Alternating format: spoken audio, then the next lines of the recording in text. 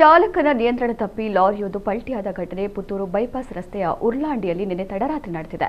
ತಮಿಳುನಾಡು ನೋಂದಣಿಯ ಸರಕು ಹೊತ್ತ ಲಾರಿ ಮಂಗಳೂರು ಕಡೆಯಿಂದ ಮಡಿಕೇರಿ ಕಡೆ ಹೋಗುತ್ತಿದ್ದು ಬೈಪಾಸ್ ರಸ್ತೆಯಲ್ಲಿ ಚಾಲಕನ ನಿಯಂತ್ರಣ ತಪ್ಪಿ ರಸ್ತೆ ಬದಿಯ ತಡೆಬೇಲಿಗೆ ಡಿಕ್ಕಿಯಾಗಿ ಬಳಿಕ ಪಕ್ಕದ ವಿದ್ಯುತ್ ಕಂಬಕ್ಕೆ ಡಿಕ್ಕಿಯಾಗಿದೆ.